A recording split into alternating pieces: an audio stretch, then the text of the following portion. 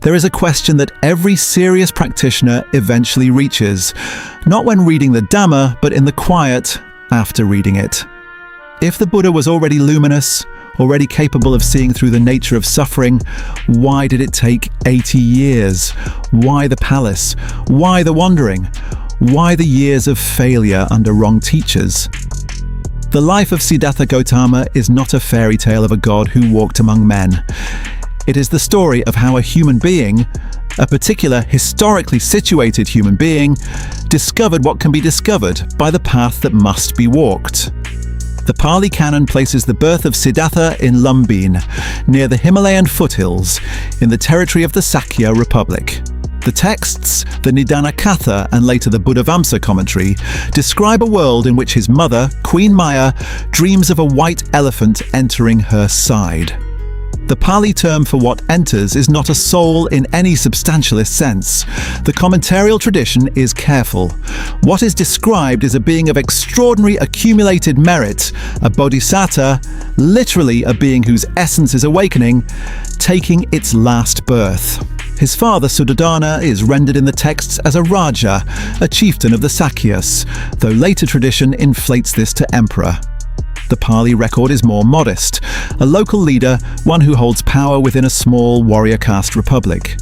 He summons the Brahmin seers, the Asita, in the sutta Nipatas Nalaka. Sutta is the most vivid, a sage who weeps not from grief but from the knowledge that he is too old to hear what this child will one day teach. The tradition carries 3 distinct readings of why the birth matters, and all 3 are present in the canon itself. The first is the literal Cosmological.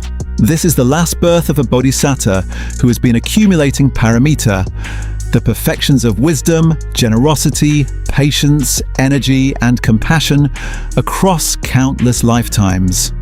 The Jataka stories, the 547 previous lives of the Bodhisattva, are the long prologue to this birth. When Siddhartha is born, the tradition says the earth shudders, the flowers bloom out of season, and a net of light spreads from Lumbinī. Read as cosmology. This is the universe recognizing a threshold event.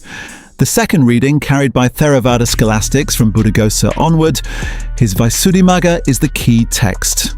Focuses not on the miraculous but on the precision of causes and conditions. This birth is not miraculous because it violates natural law. It is miraculous because every condition was perfectly aligned.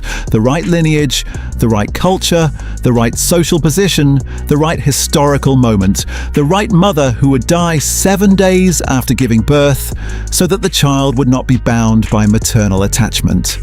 Buddhaghosa is almost clinical about this. The compassion is in the conditions, not in their violation. The third reading comes from the Mahāyāna tradition, particularly the Lalita-vistara, the Sanskrit biographical text later elaborated in Tibetan Buddhism, where the birth is a deliberate emanation. The bodhisattva chooses his birth, chooses his parents, chooses the moment. The Tibetan commentarial tradition, especially Tsongkhapa in the Lamrim Chenmo, uses this to make a soteriological point. If a fully enlightened being took birth in the form of a human being subject to old age, sickness, and death, it is specifically to demonstrate to practitioners that the path is a human path. The suffering the Buddha will encounter is not a residue of his ignorance. It is a teaching. What does this mean for the practitioner sitting with this biography now?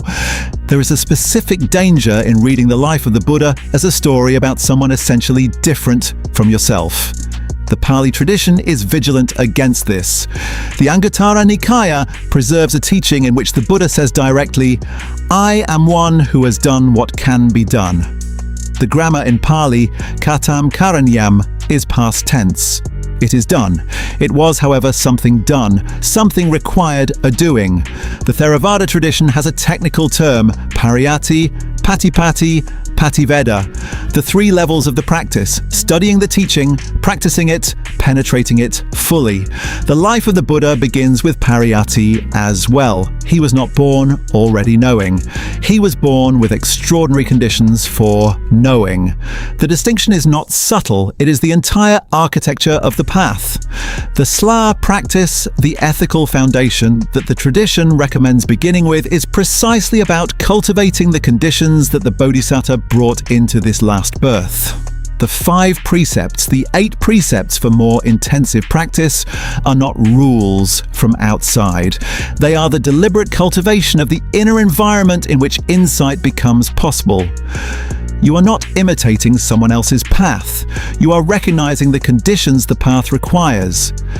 The question the hook opened with: why 80 years? Why the wandering? Why the failures? Begins to dissolve here.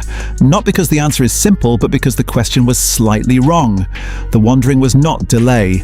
The failures under Alara Kalama and Uddaka Ramaputta were not detours. They were demonstrations. This far, the mind can go by its own effort. Here is where effort ends. Here is where something else begins. The birth at Lumbinī is not the beginning of a man who will become enlightened. The tradition is saying something more precise. This is the last time conditions assembled themselves in exactly this way. The next birth, if there is one, will be different. This particular alignment, this teacher, this dispensation, this human life in which you have encountered this teaching, is itself something like Lumbinī. Sit with that, not as sentiment, as investigation.